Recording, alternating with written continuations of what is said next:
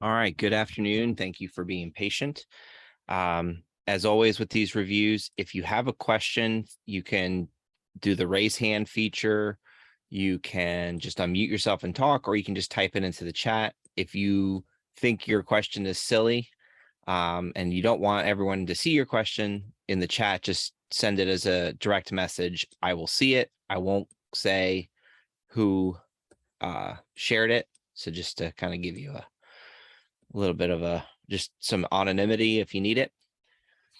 So over the last, 2 weeks, 3 weeks, we talked about introduction, discussed dimensional analysis and what's involved with that.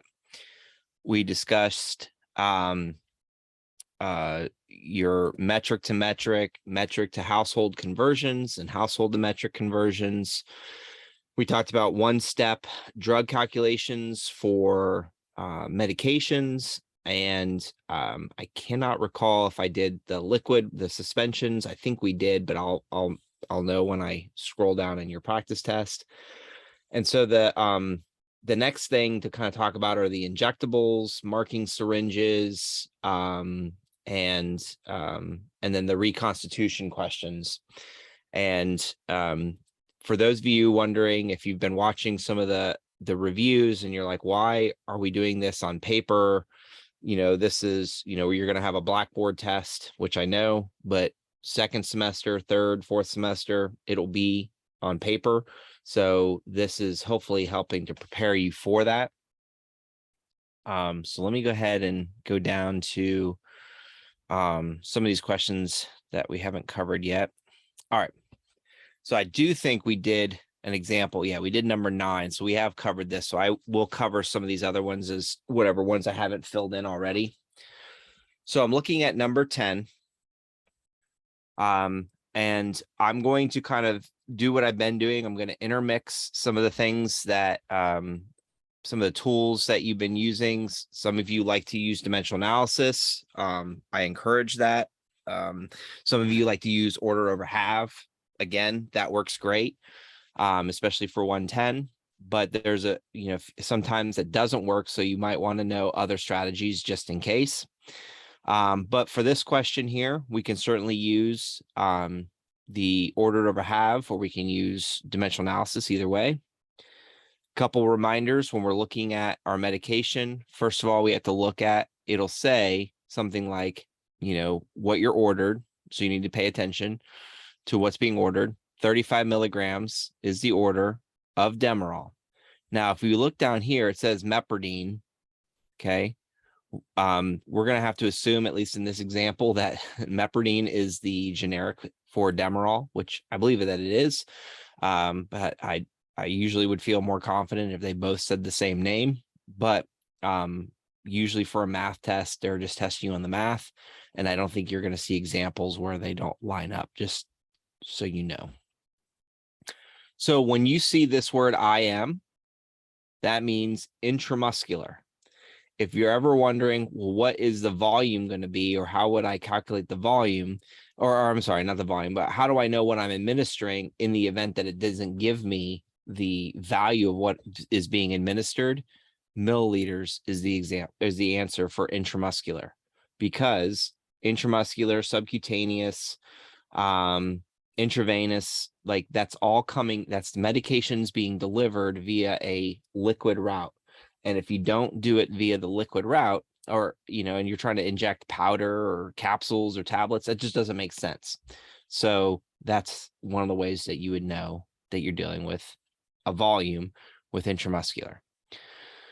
Just like number 9, this is a pre-filled syringe called a Tubex. And so one of the things they're going to ask you to do is to mark the Tubex in addition to finding out what your calculation is.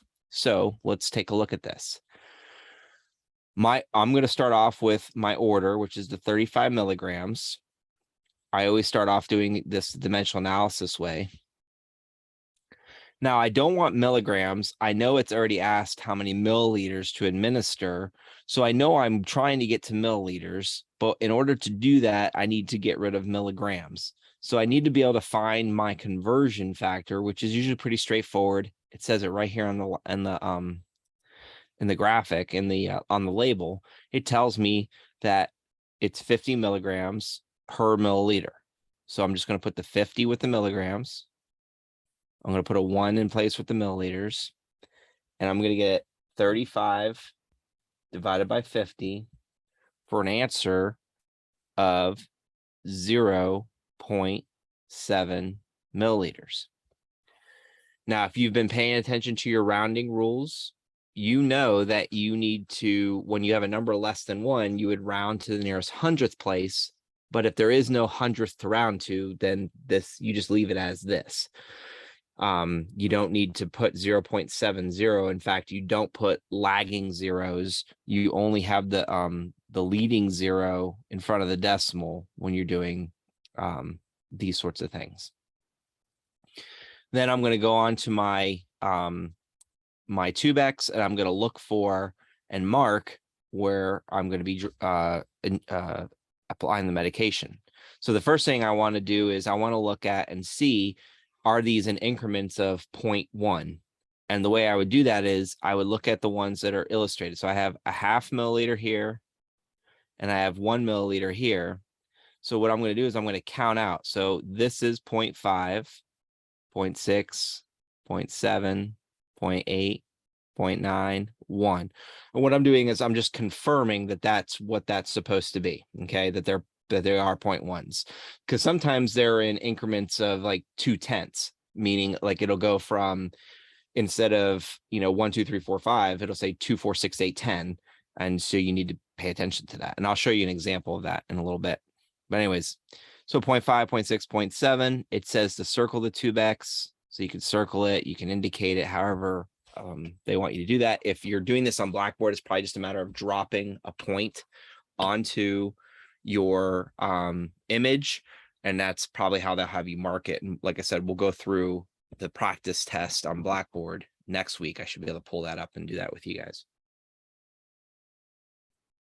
So that should have been a refresher. Unless, of course, you haven't been practicing these yet, then that was new. All right. So whenever I look at these from a non-nursing view, and I'm looking at this just purely from a math, like solving the problem sort of view, I look at oral suspensions, oral like tablet medications, and injectable medications. Calculating them is going to be pretty much exactly the same. Okay. And again, this is something where you can do order over have. The thing you want to pay attention to is, that you're able to read your label. So the order is 500 milligrams, PO, which is by mouth, QID, which means 4 times per day. It asks you how many milliliters, but if you didn't know, the fact that it's a suspension tells you suspensions are liquids. Okay, so we're not talking about a suspension bridge. We're talking about a liquid suspension. And it even tells you that this V-Silin K is an oral solution, so it's liquid. Okay. Then we look at our units here, and we look at what's available. So you can see it says 125 milligrams. And here's the thing that's important to know: per 5 ml. Now you might be wondering, what do we do with this 200,000 units? We would only need to worry about that if the order was in units. So if the order was 100,000 units, then you would use the 200,000 units per 5 ml. Okay. But because it's that the orders in milligrams, that's the value we're going to utilize. So here's where a lot of people miss these types of problems when they're doing ordered over have or ordered over available. So I'm going to demonstrate that. So you take your order, 500 milligrams, you have your available 125 milligrams, and a lot of people stop and then they'll answer that like that. Okay. That is not the right way to do ordered over have, because there's one more variable that is involved with order over have, and that is times the quantity, which is the 5 milliliters. So you need to make sure you're paying attention, because sometimes it's 1 and you can get away with just doing the 500 over 125 and you got the answer. But if you find that you miss one here or there, most likely it's because you're not accounting for the correct quantity. You're just multiplying it by 1, or just not multiplying it by anything. So 500 divided by 125 would give you 4. So if you got 4 as an answer, that is an answer, but it's a wrong answer. 4 times 5 is what you need, and that's 20 milliliters. So just something to keep in mind. These are the reason I kind of talk about these is because over the years, they're commonly missed questions. And so I like to make sure that I've addressed those commonly missed questions. Just wanted to double check something. Sorry. Scrolling on you. Okay, we're okay.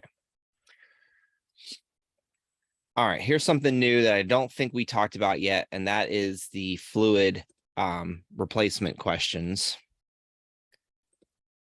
So I'll do that now.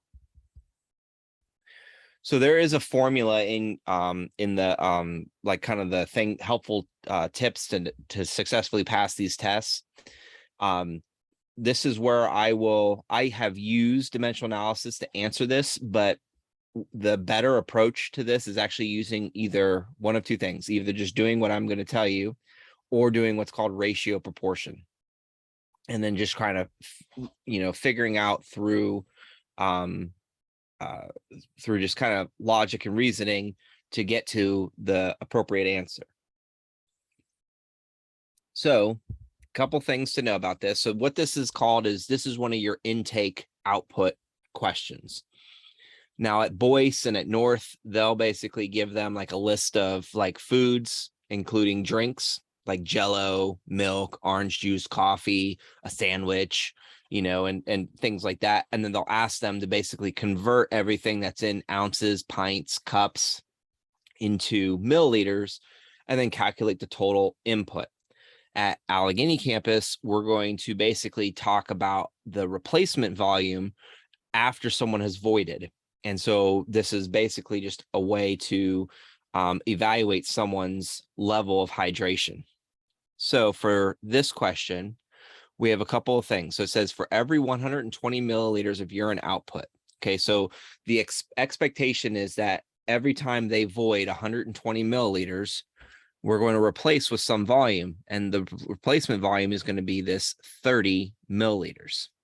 So for every 120 out, we replace with 30. So that's kind of our replacement number.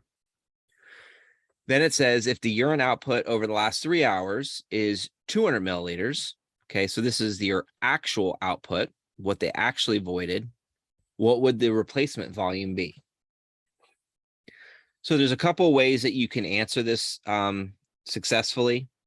So these two kind of things go together, meaning that they go hand in hand.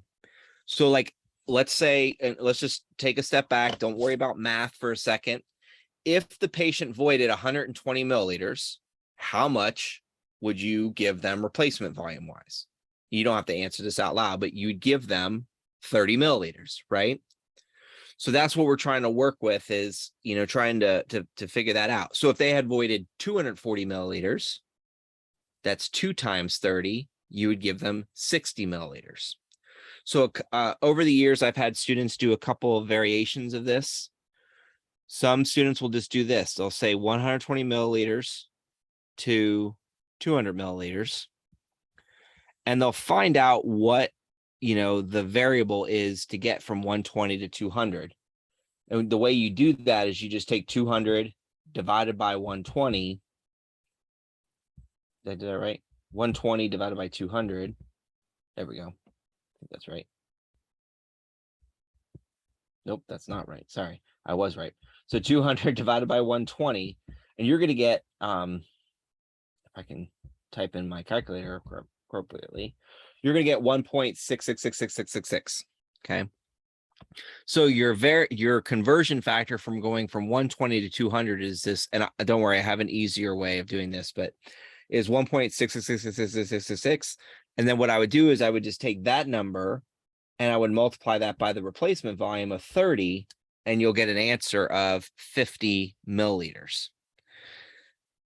Meaning we're going to go then from 30 milliliters to whatever this number was. So we found that that was 1.6666666666. We're going to use that same factor for 1.66666666, and we're going to get 50 milliliters.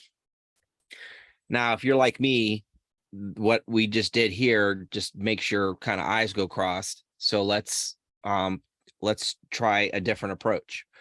So the way you can kind of do this is you can actually integrate everything. You can do this as a purely ratio type of equation. And the way I would do that is I would take the 120 over, actually, that's not how I want to do that. I'm going to take the replacement volume of 30 over my 120 ml, the actual output, and I'm going to make a comparison where I'm looking for this new volume for the 200 milliliters. And those of you who remember from school doing like your cross multiplication, that's exactly what this is. Now you might be saying, well, why didn't I use like a variable like X or Y or Z or something like that? It's because nursing students hate variables. So I didn't want to introduce the variable thing, because then you'd be like, I don't want to do algebra. And I completely understand that. So this is another way that you can solve this. And then what you would do is you just cross multiply. So 200 times 30, 200 times 30 gives you 6,000, which equals 120 times your question mark. Okay. Then you're just going to divide by 120 on both sides. So divide by 120, and you're going to get an answer of 50 milliliters. Now, again, I still think that's a little bit too much stuff. And what I'm trying to do is just give you some different strategies, just in case you're sitting there trying to think through this. So what I did is, and you'll see this in like the workup stuff, is I defined each of these things. So I called this like kind of like your expected or theoretical output. So I'm just going to write expected out. This is your replacement. And then this was the actual output. And so what I found is if you put the actual output over the expected output and then multiply that by the replacement volume, you will get, and all I did was rearrange what I did over here. This is just a rearrangement of these numbers. But basically, when I do it this way, I get the same thing that I mentioned before, 200 times 30, which is that 6,000 divided by 120. And it gives me an answer of 50 milliliters. So what's going to change in this problem? What's going to change is the expected output, the replacement volume, and then the actual output. So sometimes you'll see it written as for every 125 milliliters of urine output, replace with 100 milliliters of water via PEG tube. If the actual output was 500 milliliters, what would that be? And so it's going to be worded in a very similar manner. So there's another one down later, and I'll have you practice in real time and just make sure you can do that. And then I'll even see if that's even still a question. Actually, let's go ahead and do that right now, because I know there's another, and we'll come back to these other questions here, I promise. Here. So if you haven't worked through, if you've already worked through this, you can go ahead and just put your answer. But if you haven't worked through this one yet, go ahead and try number 19. And when you get an answer, just type it into the chat. If you don't feel confident about your answer, or just don't want to share it with everybody, just put it as a direct message, and I won't say who said what.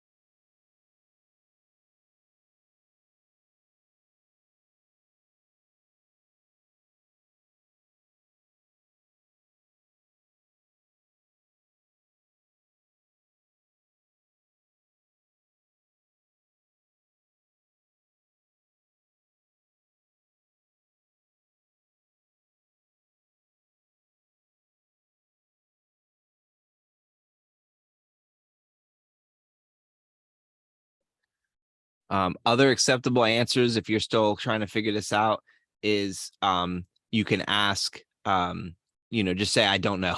And you can put that in a direct message, or you can say it to everyone, whatever you want. And I had someone ask where these are. They're on the OneDrive folder, right? So it's the OneDrive folder where all these review questions are posted. Professor, I do have a question whenever you're ready. Go ahead. All right, so the question is, whenever I did 325 times 40, I got 13,000. And then divided by 115, I think I got 113.0434. Mm-hmm. If it was, let's just say 113.06, would I round up and then it'd be 113.1, or is that not really going to be, is it always going to be a whole number, I guess is my question. Good question. So it should always be a whole number for the most part. I mean, I'm just saying, like, when the math gets worked out, but if it's not a whole number, the rule is, and I don't make up the rule, is to round it to the nearest 10th. So if that were the case, I would say 113.1. Although I think we could all argue that, are we really getting more by adding in that 0.1 mil? So. All right. Thank you. Yeah, good question. All right. Well, it looks like everyone's getting the 113 milliliters. Again, if I'm doing it the way I just taught you, I'm going to take the actual output over the hypothetical or theoretical or expected output, and then multiply by the replacement volume. If you do that for these problems, every time you'll get the right answer. Okay. I'm just letting you know that that's the kind of like the shortcut for these questions, is just knowing like how to organize it. The only thing that's kind of tricky with these is sometimes it'll say your patient, over the last 4 hours, your patient voided, or your patient's urine output was 325 milliliters. And then the orders are to replace with 40 milliliters of water for every 115 milliliters voided.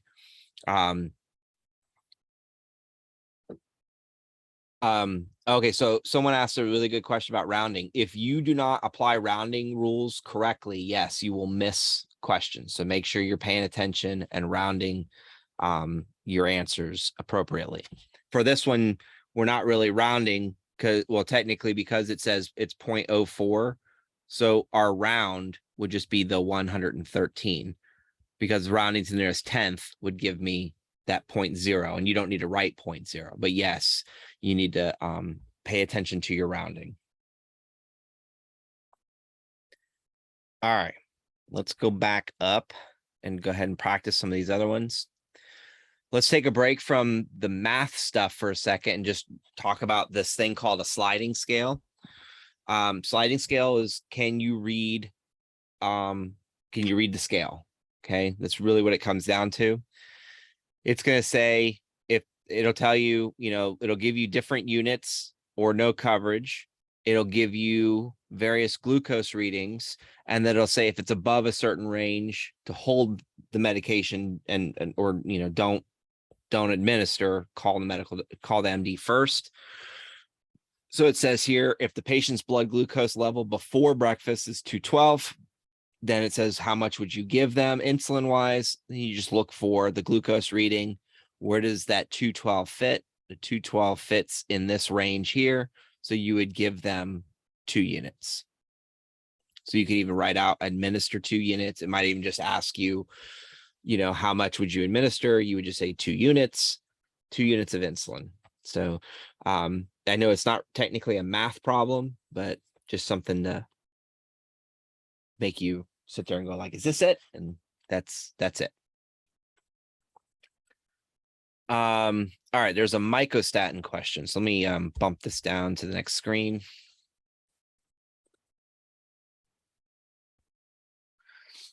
All right. So mycostatin, this again is just an oral rinse. So it's an oral solution, but it does tell us to swallow. So if it was just a swish, this would be a little bit different, but it's telling us to swish and to swallow 4 times a day. How much would we give ml wise per dose? Okay. So looking at the label and looking at the order, go ahead and go ahead and solve this equation if you haven't done so already. And again, just put your answer into the chat just so I can see and know what it is, or make sure that you know what's going on here.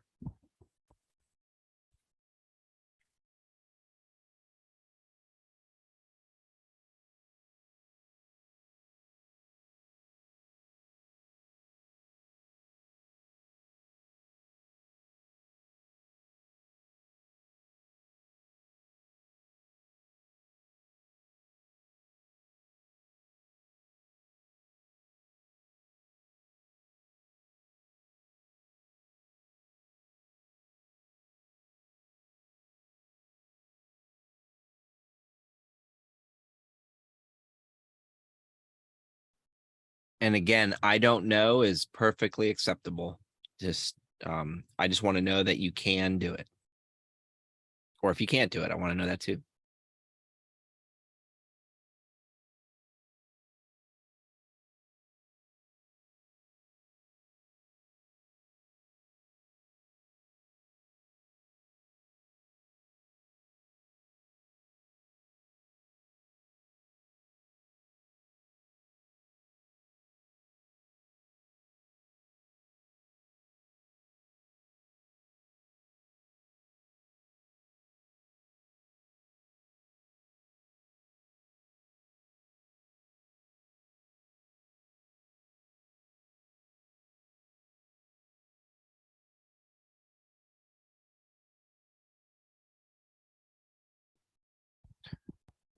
All right, so those of you who answered 15 milliliters, that is correct, or 15 milliliters per dose.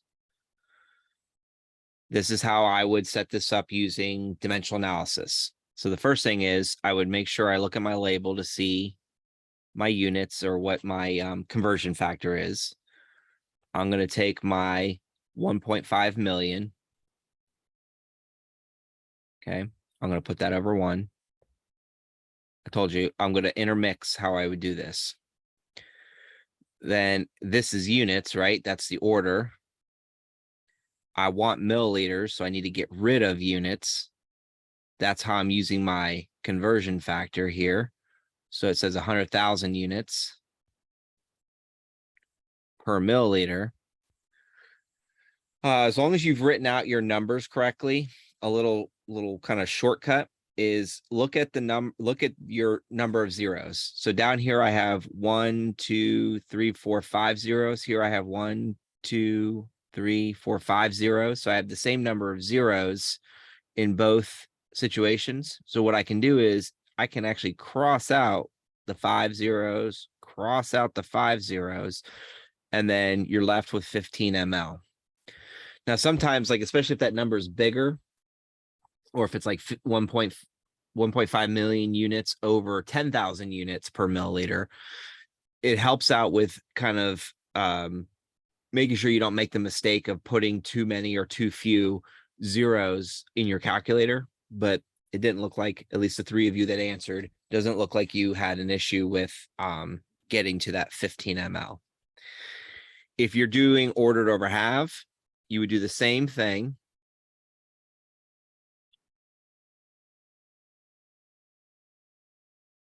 And just remember your quantity here is 1, and you get the same thing, that 15 ml.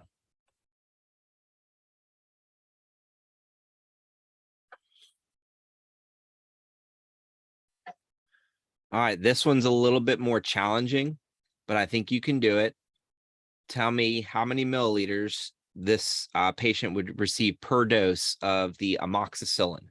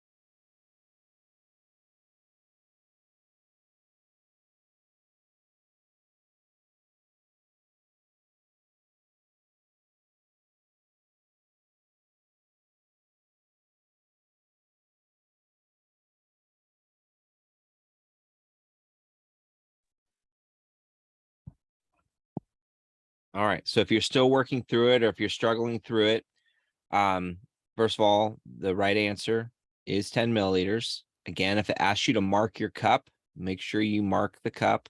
Okay.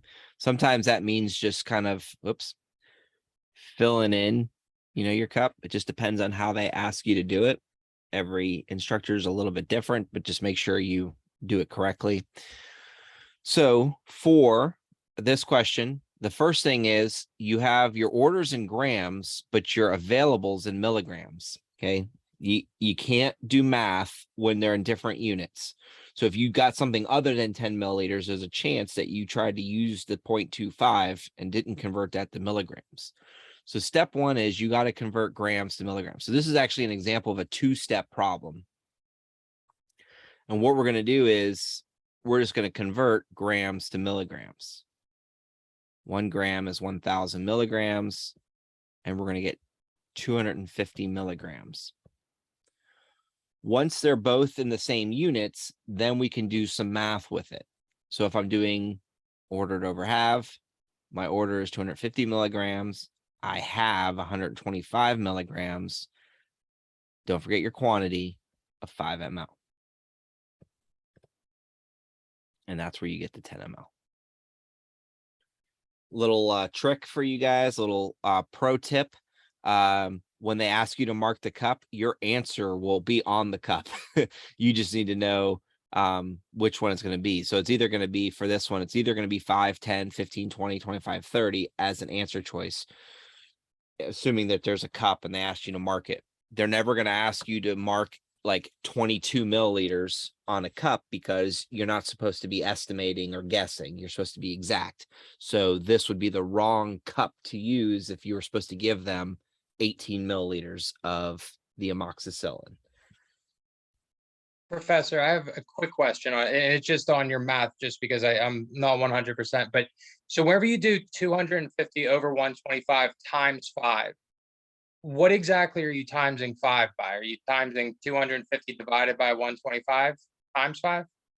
It doesn't matter, however you want to do it. It's Okay. yeah, order of operation says that whether you multiply first, divide first, it doesn't matter. So you could do 250 times 5 divided by 125. Me personally, because I do it like sitting here, I know that 250 over 125 is 2 times Right. 5 is 10. Okay. So That's what I had. I just, whenever I look at your answer sheet, I just wanted to make sure how you're doing the math. All right, thank you. yeah, so, and that's a good question, because a lot of times really it's not how I do it that matters. It's just what matters is that you're getting the right answer. But you're fine. Yeah, I would say to be on the safe side, especially when if you are in a situation where you get like weird looking decimal numbers, it's always a good practice to multiply across the top and divide by the things on the bottom. But what obviously I told you the two ways. The way I do it, I look at it and I say, okay, 250 over 125 is 2 times 5 is 10.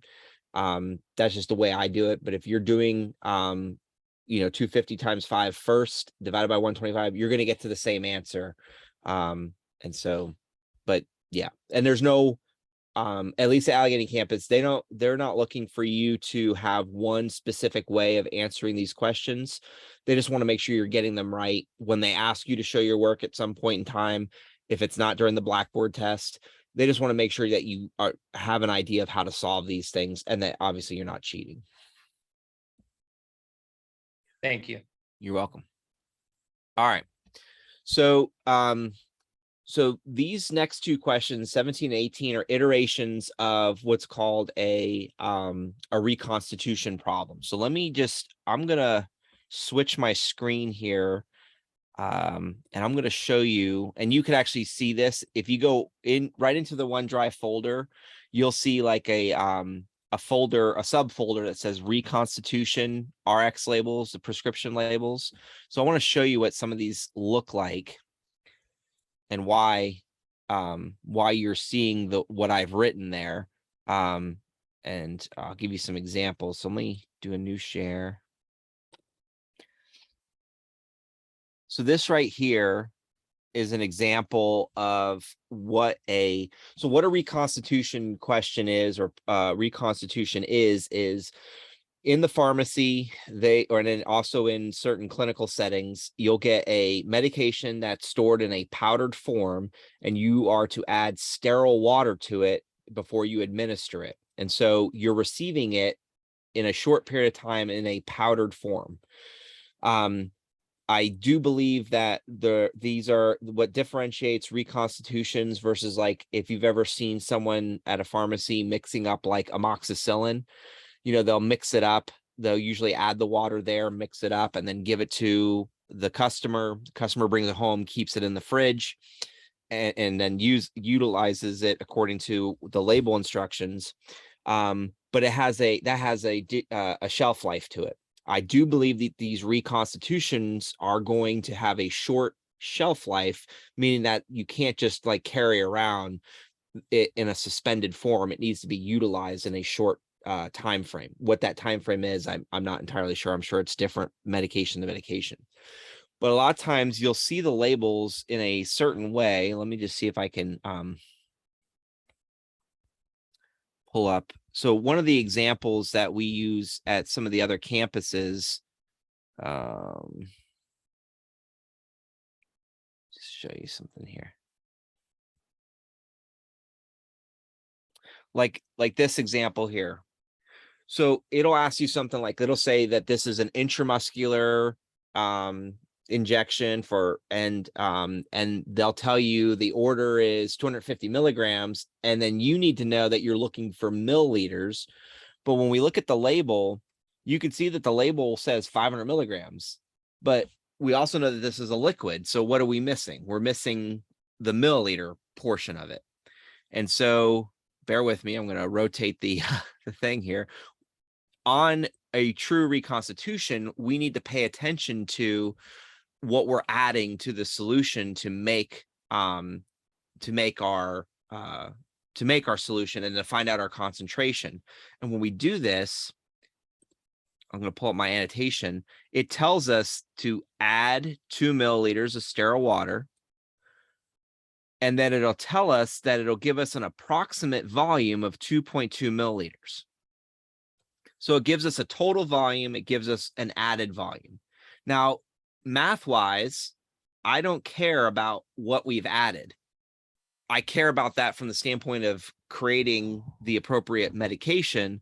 But what I'm looking for is this, the 225 milligrams per milliliter.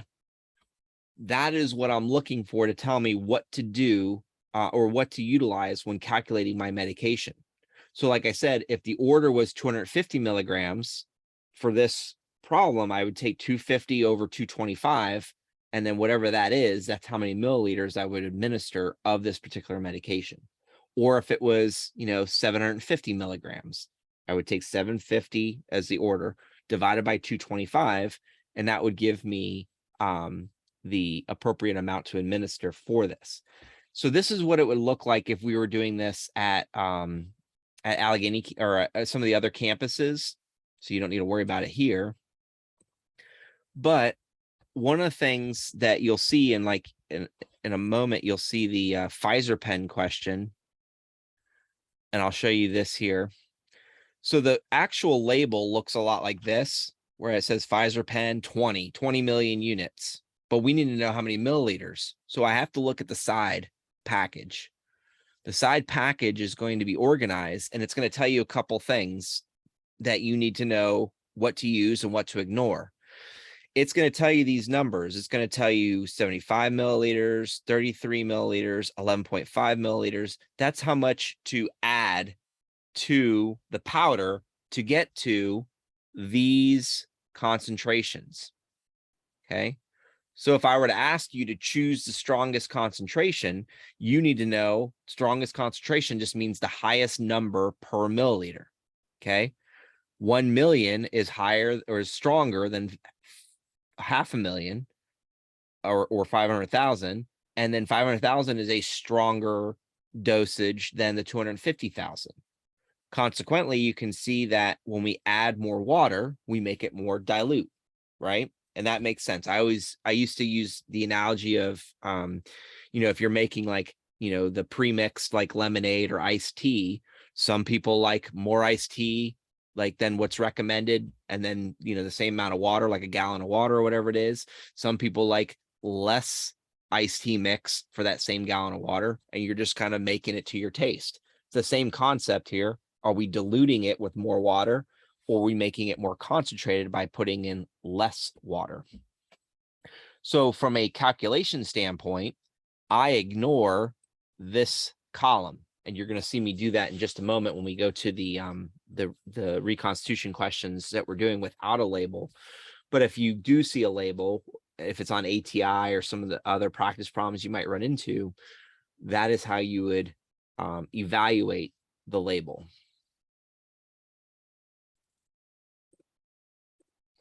So let's go back to the practice test. All right. So in this example, it says that we have unison 1,750 milligrams IM. So IM tells you it's in milliliters.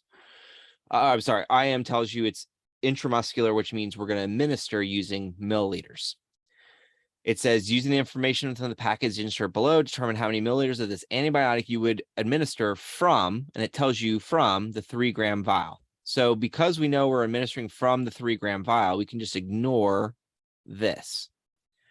The other thing we could ignore is the volume of diluent added. So I told you that doesn't tell you what to do math-wise.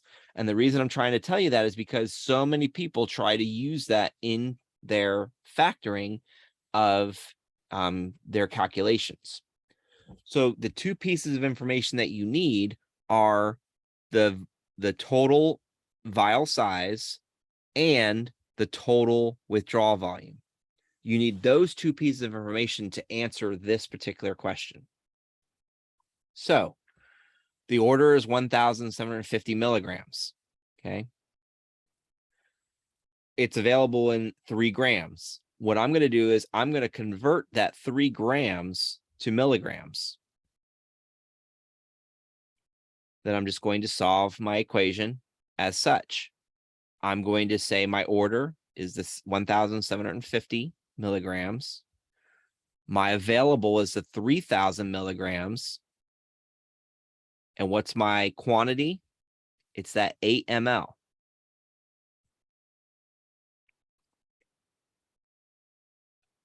I'm going to take my calculator. I'm going to take 1,750 times 8, which gives me 14,000. And I'm going to divide by 3,000. And I'm going to get 4.66666. Now, oh yeah, that probably makes sense. So let me just double check my math. So I'm getting nervous here that I did something wrong. Nope, that's right.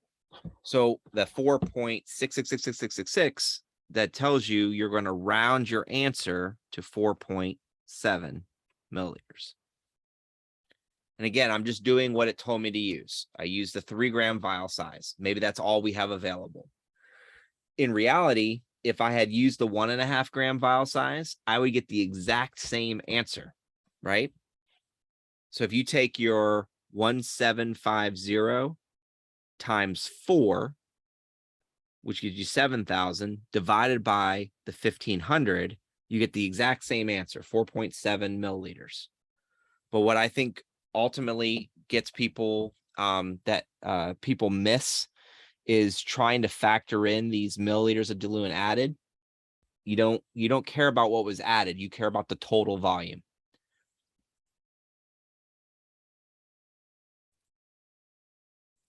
All right, Pfizer pen question. So I showed you what the label looks like, and now it should make a little bit more sense as to why we're seeing this situation here, where it says where you're seeing the milliliters of diluent added and then the units per milliliter solution. As the habit, know that you're ignoring those numbers. They don't tell you anything. They don't tell you anything to solve the math. Okay. It tells you how to make your concentrations, which are your units per milliliter solution.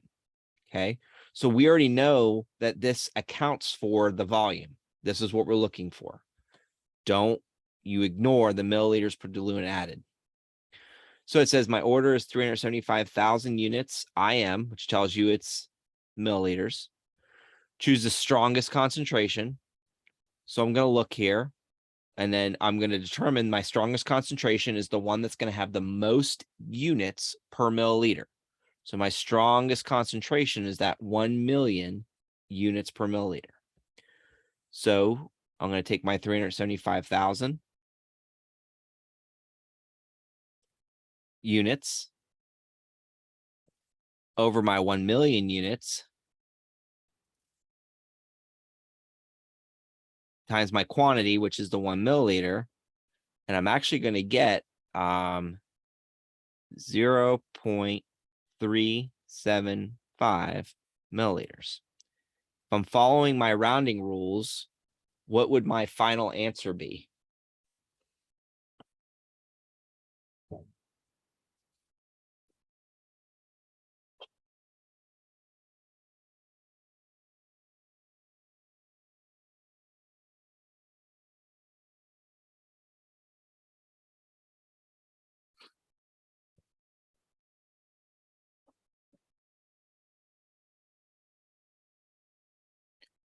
And good, I'm seeing what I should be seeing from Rosie, the 0.38 milliliters would be your final answer, because numbers less than 1 round to the nearest hundredth.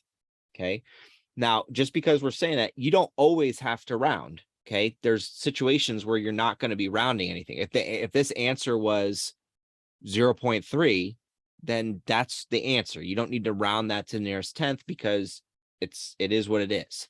And you might be wondering, well, when would we ever be like measuring down to the, to the thousandth place, or the hundredth place with medications? It really just depends on the syringe. There are syringes that will go down to the thousandth place, and you can get very, very specific with the amount that you're administering. So that is a possibility.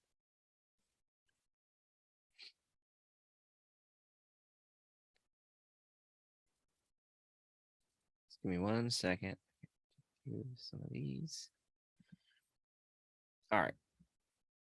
All right. So the last one I'm going to go over today is this this label question. And I know that this is different on your actual test at this point. So, but I'll show you some of these things. So first of all, remember I mentioned that sometimes they're in increments of 2. So when we look at this syringe, the units syringe, you'll see that it says there's 10 and there's 20.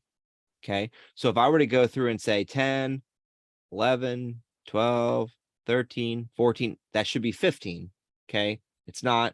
That's how you know that they're increments of 2. So this is actually 10, 12, 14, 16, 18, 20. So that's how you know it's in increments of 2. Okay. And that's why I said I wanted to show you what that would look like. Here is an example of showing you down to the hundredth place. So this is 0.8, 0.81, 0.8, so 0.81, 0.82, 0.83, 0.84. So this one we could use, this syringe could be utilized to get us down to the hundredth place if we were using it for administration purposes. Let's go back to this question. This is just called a mixing syringe question. Some of this is more just semantics than it is anything, but it's helpful to at least know.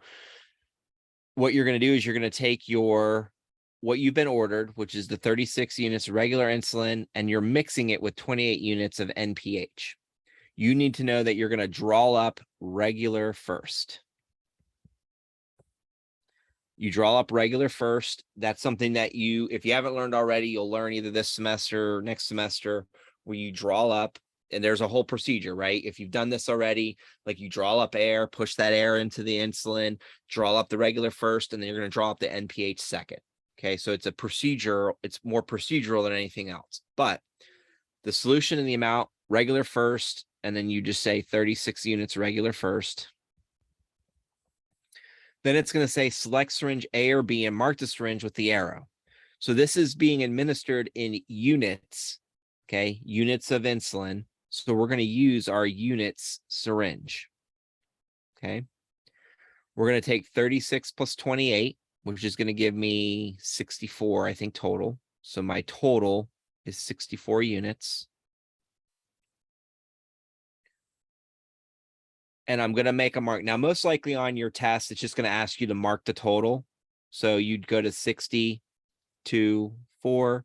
So this would be your mark here, is at the 64 units here. I know that's a bad drawing. Sometimes they ask you to shade it in. So you might shade in that total amount.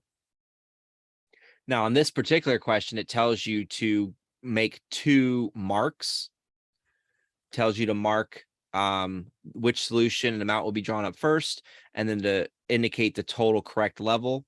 So if I'm doing this following these details, oh, okay, no, I'm sorry. This is just asking you for the correct total amount. So this is all we need to do. So you just ignore what I just said the last few minutes, because I think I corrected this question. So it's pretty straightforward. You just need to know how to add 2 numbers. Procedurally, you need to know that you're drawing up regular first, right? I think the way to remember that, at least from what I've heard from other nursing students, is clear before cloudy. But regular first. It's always regular first, regular insulin first. And I've never seen it where it's like NPH and another type of insulin and you had to decide which one was first. I think it's always regular and then another type of insulin. All right. So these other questions, we've kind of gone through variations of it. So I'll leave these to you to kind of practice a little bit more. The next time we get together next week, I will go through like I'm planning on going through the practice test that's on Blackboard. And then I'll show you how I would navigate that and how I would put my answers down. And then if you haven't done the practice test on Blackboard yet, I highly recommend that you do so. That way you can see how they're going to ask the questions. They're very similar to this. A lot of it is just practice. I know some of this stuff is like, this is not what you signed up for, but this is what you're doing this semester, and they need to make sure you can at least do some of these what they would consider basic or simple math, just to make sure you're staying and keeping people safe that you're working with, especially when you get into your clinical settings. Any questions before we sign off?